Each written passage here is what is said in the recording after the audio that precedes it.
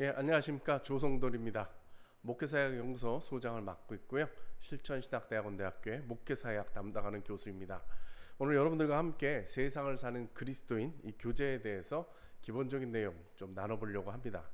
먼저는 교제의 발간의 배경과 그리고 신학적인 그런 배경사를 이야기를 좀 드리려고 합니다. 이 교제를 왜 만들었는가 많은 분들이 질문을 해주시고 있는데요.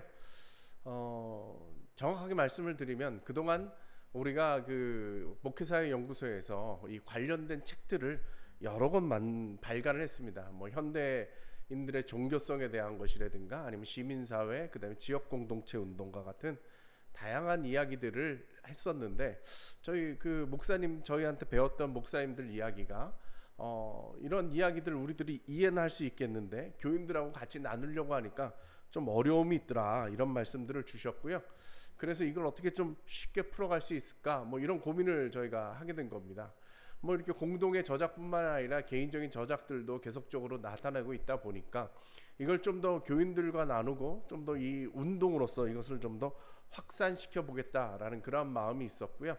그러한 결과가 이러한 교제로 결론이 되어졌고 이걸 통해서 많은 분들이 함께 할 수 있게 돼서 좋은 기회를 얻지 않았는가 그런 생각을 갖고 있습니다.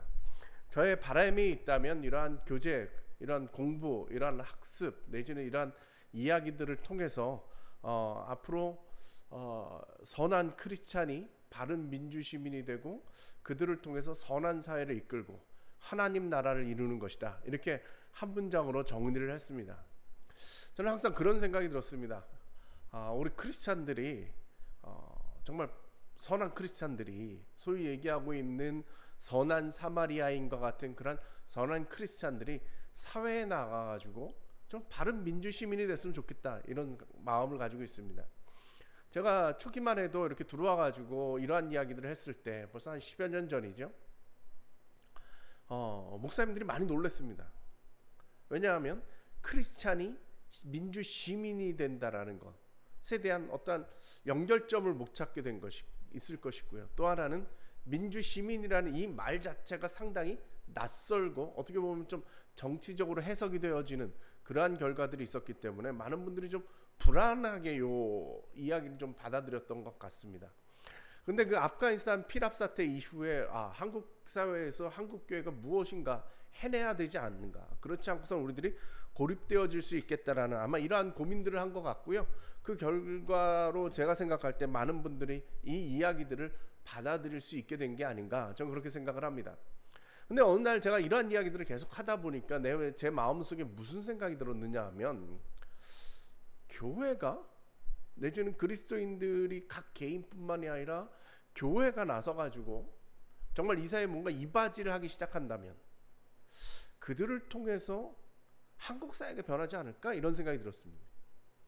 그냥 제 처음 마음은 뭐였느냐 하면 우리 그리스도인들에게 교육을 잘 시켜서 이분들이 사회적 역할을 다 감당하게 한다면 아마 이 사회에서 좋은 사람들이 되지 않을까라는 생각을 했었는데 이 한국 사회에서 한국 교회가 좀 더 선한 일들을 같이 해나간다면 한국 사회 자체를 선이 이끌어갈 수 있지 않을까라는 그런 생각을 가졌습니다. 저는 그것이 궁극적으로는 하나님 나라를 이루어가는 과정이 아닐까 그런 생각까지도 하게 된 것이죠.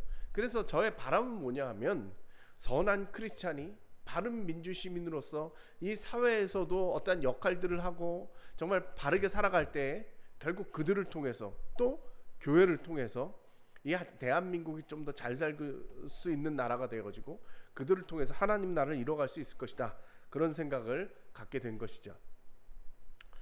또 이러한 교제를 만들게 된 또 다른 그 이유가 있는데요. 그건 뭐냐 하면 이 한국 교회에서 이루어지고 있는 성경 공부에 대한 문제제기였습니다. 아마 지금 보시고 있는 이 장면이 아마 한국 교회 성경 공부하는 일반적인 모습일 것 같습니다. 장의자에 앉아서 누군가 한 명이 이야기하고 나머지는 다 듣고 거기에 동의를 하든 못하든 그냥 앉아서 계속 들어야 되는 그런 상황이고요.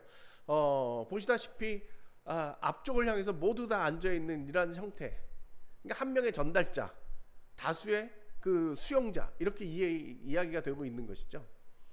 좀 이걸 좀 바꿀 수 있지 않을까 이런 생각이 들었습니다. 그래서 제가 생각한 것이 이런 교재를 가지고 뭔가 주제를 가지고 이야기를 하면 어떨까 이런 생각을 좀 가지게 된 것이죠. 그래서 이 교재의 부제를 갖다가 성경 공부란 말을 안 쓰고요, 12주 신앙 공동체 훈련이다 이렇게 이름을 붙이게 된 것입니다. 그래서 이러한 교재를 가지고 우리들은 문제 제기를 하고 함께 이야기할 수 있는 이러한 여건들을 만들어가는 것이다, 저는 그렇게 생각을 한 것이죠.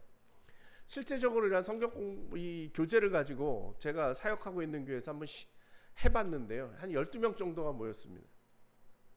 남자들 뭐 아까 보셨던 그런 분들도 있지만은 70 넘으신 권사님도 함께 하셨고요. 예. 그 다음에 젊은 사람들도 왔고요. 40, 50대들이 주축이 돼서 이제 같이 모여가지고 이야기를 하면서 이 교재를 함께 나눴는데요. 보시면 알겠지만 이 교재 자체는 일반적인 성경적인 이야기를 풀어나가는 것이 아니고 신학적인 배경과 그리고 사회적 이슈를 가지고 이야기를 진행을 합니다. 근데 이러한 것을 진행을 하다 보니까 제가 느낀 것이 있었는데, 사람들이 거기에 참여해서 이야기를 하면서 참 재밌는 이야기래요. 뭔가 이야기를 꺼낼 때, 자기 의견을 꺼낼 때 이런 얘기를 해도 될지 모르겠다 이런 얘기들을 많이 하더라고요. 내지는 이런 얘기도 해요. 이거 폭탄 발언인데 뭐 이런 얘기를 하는 거죠. 이 마음속에 무슨 생각을 갖고 있느냐 하면요, 우리 교인들 입장에서는 교회에서는 사회적인 얘기를 하면 안 된다는 어떤 터부 같은 게 있는 것 같아요. 경제 얘기해서 안 되고 정치 얘기해서 안 되고 사회적인 이슈를 가지고 이야기하는 것 교회에서는 옳지 않다, 내지는 그런 얘기를 꺼내면 교회가 싸움이 난다, 뭐 이런 불안한 마음이 있었던 거죠. 그래서 그들이 스스로 검열을 하는 거예요. 근데 그러한 얘기들을 하잖아요. 이런 얘기를 해도 될지 모르겠다, 내지는 이게 폭탄 발언이 될 줄 모르는데 막 이런 얘기를 하는데, 실제적으로 그들이 꺼내놓은 얘기를 들어보니까 별게 아니에요. 뭐 그렇게 대단한 얘기도 아니고, 그걸 통해서 무슨 폭탄 발언이 나올 것도 아니고, 그걸 통해서 어떤 문제가 생길 것 같지도 않더라고요. 근데 그들이 왜 그래요? 좀 전에 말씀드린 것처럼 자기 검열 때문에 그래요. 교회에 있는 많은 사람들이 실은 신앙이라는 것, 신학이라는 것, 설교를 통해서 배웠던 것들을 가지고 자기 삶에 적용을 해야 되는데, 그 적용해야 되는 그 필드죠, 그 현장을 이야기를 교회에서 꺼내는 것 자체가 금기시되고 있었던 그런 상황이라는 거죠. 근데 그렇게 꺼내놓고 나니까요, 우리 교인들은 아무 생각이 없을 줄 알았는데 생각이 많아요. 본인의 답답한들을 많이 얘기하시더라고요. 특히 남자들 같은 경우는 이런 얘기들을 교회에서 실제적으로는 해야 되는 거죠. 자기의 신앙에 따라서 이렇게 해석하고 이렇게 이해하는 것이 맞는가를 서로 검증을 해야 되는데, 그런 것들 기회가 없었던 것에 대한 목마름이 많았었는데, 이 교재를 통해서 그런 것들이 많이 해소되어졌다라고 이야기하시는 분들이 많았습니다. 저는 한국교회가 이러한 전통들을 전 가지고 있었다고 저는 생각을 해요. 홍익교회라는 이야기 들어보셨습니까? 강화도에 있는 교회인데요, 이 교회가요 1896년, 그러니까 한국에 복음이 들어오고 나서 불과 한 10년 정도 됐을 때 강화도에서 두 번째로 생긴 교회입니다. 강화도가 그 유교 의식이 상당히 강합니다. 옛날 조선시대 때 한양에서 유배 보낼 때 가까운 곳으로 보낸다? 그럼 강화도였거든요. 그럼 그분들이 가서 뭐래요? 후학들 가르치고 이랬던, 아이들 가르치고 했고 뭐 이렇기 때문에 그 후손들도 있고 거기서부터 배운 사람들도 있기 때문에 강화도가 그 유교 의식이 높습니다. 어느 날 홍익교회에 훈장님이 계셨어요. 유교 학자죠. 박능일이라는 분이에요. 이분이 얘기를 들었더니 옆마을 교산리에 교회가 하나 생겼어요. 근데 거기에 그 주인 역할 하시는 분이 누구냐 하면 김상임이라고 거기에 훈장하시는 분이에요. 아주 유교적인 학식이 높고 존경받는 분이셨는데, 그분이 갑자기 교회를 세우고 거기서 예수를 믿게 되어졌다라는 거죠. 박능인 이분이 너무 놀랐습니다. 아니 이럴 수가 있는가, 그분이 그럴 수가 있는가. 그래서 찾아갔습니다. 그리고 몇 날 며칠을 그분하고 싸우죠. 논쟁을 벌인 겁니다. 그러고 나서 이 박능이라는 분이 결론을 내렸는데, 그게 뭐냐? 예수가 진리다, 예수교를 나도 믿어야겠다라고 결론을 내리고요, 자기 마을로 돌아와요. 그래서 홍익교회를 세워요. 그리고 자기를 추종하고 있는 7명을 모아서 교회를 시작합니다. 근데 이 7분이요 얼마나 신앙생활을 열심히 했는지 몰라요. 그래서 이분들이 처음으로 한 일이 뭐냐? 우리 이름 바꾸자. 우리가 예수 믿은 사람들로 이전의 삶과는 다른 삶을 살아야 되지 않을까? 그래서 이름을 바꿉니다. 자기 성씨를 바꿀 수는 없잖아요. 성씨는 놔두고 마지막에 돌림자를 하나를 썼는데 그걸 뭐냐? 한일자를 썼어요. 우리가 예수 믿은 1세대고 예수 안에서 우리는 하나다 이런 마음을 가지고요 한일자를 쓰고요 가운데 있는 글자를 갖다 성경에서 좋은 글자 7개를 골랐어요. 능할 능자라는 게 섬길 봉자, 하늘천 빛광자, 믿을 신자, 그 다음에 공경할 때 경자, 순종할 때 순자 이렇게 7개를 뽑아가지고요 삐기 뽑기를 했어요. 뽑는 대로 자기 이름이 된 거예요. 아까 훈장님이 박능이라고 그랬죠. 본명은 전해지지가 않아요. 근데 그분이 능자를 뽑은 거죠. 어떤 분은 종순이라는 거예요. 이게 이름 바꾼 일이 무슨 대단한 일이냐? 그 당시에 유교적인 시스템 안에 있는 그 가족이나 이런 족보 이런 것들이 귀중하게 여겨지는 그 사회에서요 모든 걸 바꾼 거예요. 그래서 신분을 뛰어넘고요 가족의 체계를 무너뜨리고요 우린 예수 안에서 모든 관습을 무너뜨렸다. 다시 말씀드리면 그 유교적인 그 사회에 아주 혁명과 같은 일들을 벌였다는 거죠. 이들이 이름을 바꾸고요 그 다음 한 일이 무엇이냐? 성경대로 살았습니다. 어느 날 저 마을에 가장 그 지주가 되시는 분이요 자기한테 그 빚진 사람들 다 모이라고 그랬습니다. 그리고 이야기하기를요 성경에 보니까 1만 달란트 빚진 자의 그 비유가 있더라. 그러면서 빚진 사람들을 다 탕감해 줘야겠다. 당신들이 이제부터 나한테 빚이 없습니다. 어떤 양반은요 자기 집 종들을 모았습니다. 그러면서 빌레몬서를 인용하죠. 이제부터 너희들을 나의 형제로 받아들이겠다. 그리고 그 앞에서 종문서를 다 태워버립니다. 그리고 형제 자매로 받아들였다라는 거죠. 그들은요 성경을 받아들이는 대로 그대로 행하고 살았다라는 거예요. 요즘 세대는 어떨까요? 저는 요즘 성경을 보면요 가끔씩 놀래요. 너무 예쁜 성경들이 많죠. 요즘 성경 리폼도 한다고 그러죠. 청바지 이런 모양도 있고요. 이런 성경책들이 계속적으로 나오고 있잖아요. 너무나도 신기하죠. 근데 전 그 성경을 보면서 무슨 생각이 드냐면 우리 신앙도 저렇구나. 신앙도 저렇구나라는 생각이 들어요. 무슨 말씀이냐? 제가 이름을 지었는데요. 이쁜이 신앙이에요. 팬시한 신앙이죠. 저는 그러한 신앙생활을 우리가 하고 있다고 생각돼요. 우리 교인들을 보면요. 사회에 관심이 없어요. 자기 신앙, 자기 삶. 마치 이쁜 사람들이 자기 관리만 하고 있는 것과 비슷하지 않나 이런 생각이 들어요. 저는 항상 그렇지는 않았다고 생각돼요. 이런 성경책 기억하시죠?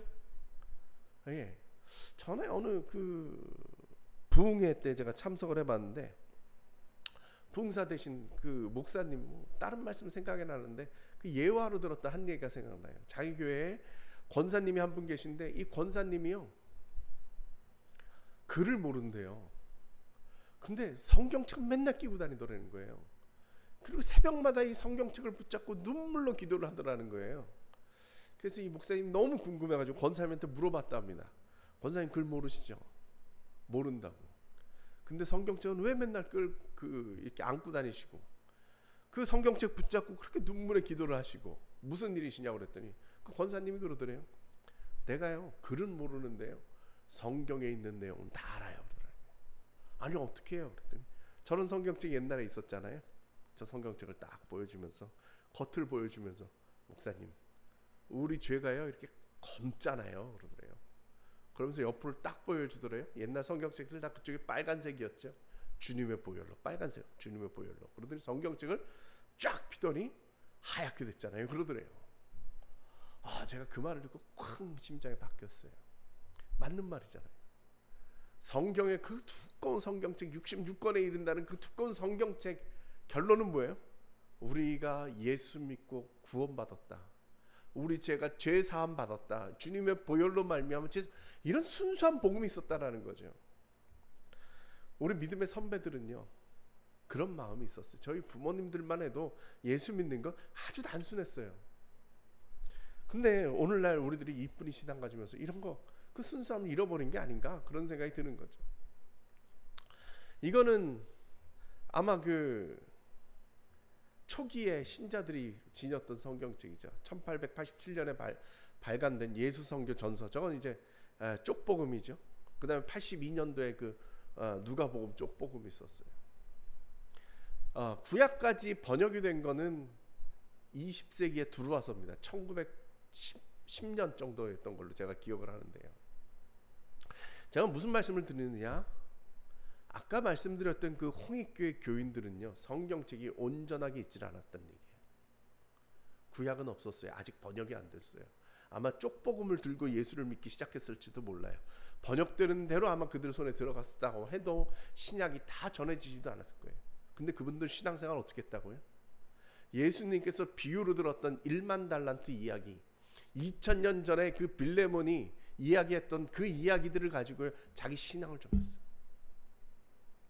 저는 예수 믿는 게요, 오늘날 우리의 이 모습이 정답은 아니라고 생각해요. 우리 믿음의 선배들은요, 그렇게 살지 않았다라는 거죠. 바로 그러한 신앙을 회복하는 것, 이것이 바로 사회적 그리스도인, 세상을 사는 그리스도의 역할이 아닐까, 그런 생각을 가져봅니다. 그 다음에 이제 신학적인 배경을 좀 말씀을 드릴 텐데요. 이스라엘의 존재 목적에 대한 이야기입니다. 이스라엘은 제사장 나라입니다. 제사장의 역할은 뭐죠? 하나님과 백성 사이를 연결하는 겁니다. 하나님께 이 백성의 그 간구를 올려드리고 이들의 죄를 붙잡아 놓고 하나님께서 주시는 말씀을 백성들에게 이야기해 주는 거죠. 이스라엘의 역할은 무엇이냐? 바로 이 역할이었습니다. 그건 뭐냐? 제사장이 이스라엘 백성을 위해서 존재하는 것처럼 이스라엘은 이 세계를 위해서 존재합니다. 제사장 나라라고 이야기하는 것은 그 나라 자체가 제사장의 역할을 감당해야 된다는 것이죠. 그런데 이 이스라엘이 사명을 잃어버렸습니다. 방종하게 산 겁니다. 그들이 왜 제사장 나라인가에 대한 그 목적을 잃어버렸다는 거죠. 이들이 믿는 믿음은 무엇이었느냐? 하나님은 이스라엘의 하나님이라는 것입니다. 하나님은 자기들만의 하나님이라고 저는 생각을 한 거죠. 그래서 이 믿음이 너무나도 지나쳤습니다. 결국은 방종했죠. 어떻게 됐습니까? 우상을 섬겼습니다. 이스라엘, 하나님의 백성다운 삶을 살지 못한 거죠. 그런데 어느 날 그들이 멸망을 했습니다. 그때 이들이 실망을 했습니다. 어떻게 하나님의 백성인 이스라엘이 멸망할 수 있는가? 어떻게 하나님의 도성인 예루살렘이 멸망할 수 있는가? 이 고민을 하기 시작한 겁니다. 하나님, 당신은 세계를 주관하신다고 하셨잖아요. 근데 어떻게 우리가 망해요? 이렇게 질문을 던진 거죠. 그때 예언자들이 이야기를 합니다. 그 얘기가 뭐예요? 하나님은 이스라엘의 하나님이지만 동시에 이 세계의 하나님이라는 거죠. 하나님은 이스라엘을 지으셨지만 동시에 이 세계를 지으셨다라는 거죠. 너희들은 그걸 놓친 거야. 너희들이 해야 할 일은 무엇이었느냐? 제사장 나라로서 세계를 구원하는 일을 해야 한다는 거죠. 바로 그 부분을 놓쳤다라는 거예요. 그래서 하나님께서 뭐라고 말씀하세요? 이방 민족을 틀어서라도 너희들을 치겠다라는 거죠. 왜? 나는 그들의 하나님이기도 하니까. 그 얘기를 하는 거죠. 동시에 이 이야기들은 예수님께서 전해주신 그 말씀입니다. 예수님께서 항상 하시는 말씀이 뭐예요? 하나님 나라예요. 그 주제를 관통하는 것은 하나님 나라예요. 하나님 나라라는 것은 뭡니까? 하나님의 통치예요. 하나님의 통치는 어디에 임해요? 이 세계에. 예수님께서 우리 예수 믿는 사람들만을 위해서 오셨습니까? 아니요. 이 세계를 위해서 오셨잖아요. 그걸 뭐라고 얘기를 해요? 하나님의 통치다. 이렇게 이야기를 하는 거죠. 그러면 이 하나님의 통치, 하나님의 나라는 어떻게 이루어지는가? 신학적으로 많은 이야기를 하죠. 이미 와 계시고 앞으로 오실.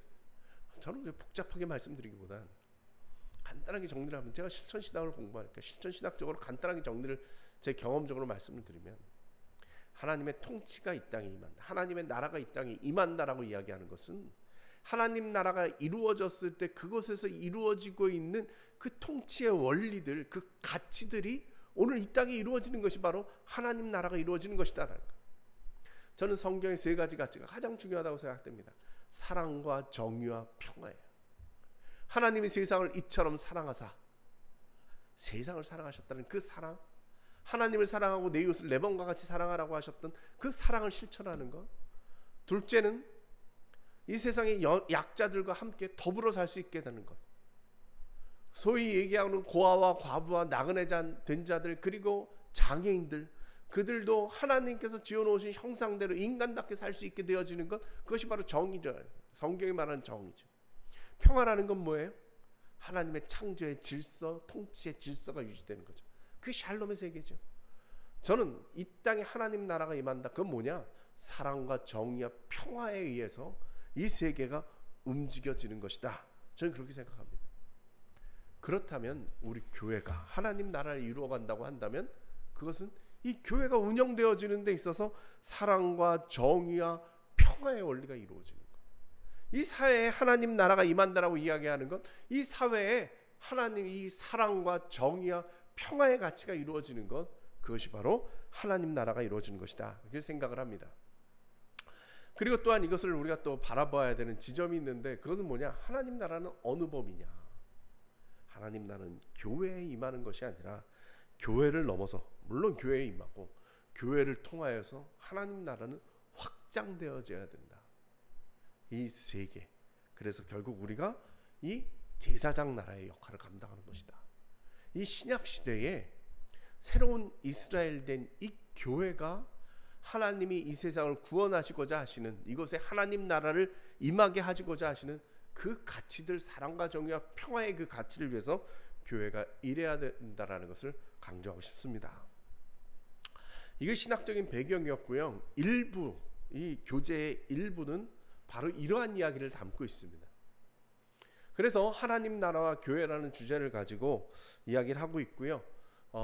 총 4과로 이루어져 있습니다. 첫째 과는 한국 사회 속의 교회. 그래서 한국 사회에서 현재 교회의 위치가 뭐냐, 어떻게 생각하느냐, 이러한 질문을 가지고 1과가 진행이 되고 있고요.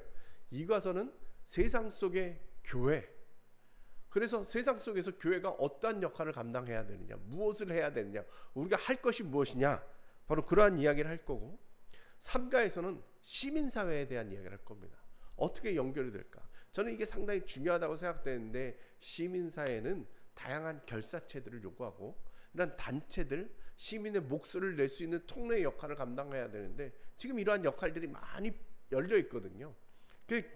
교회가 참여할 수 있는 방안들이 다양하다. 그래서 그 부분들을 이야기할 거고, 네 번째, 하나님 나라와 교회에서는 실제적으로 그럼 이런 상황 속에서 뭘 할 것이냐, 거기에 대한 생각들을 집약해서 이야기하게 될 것입니다.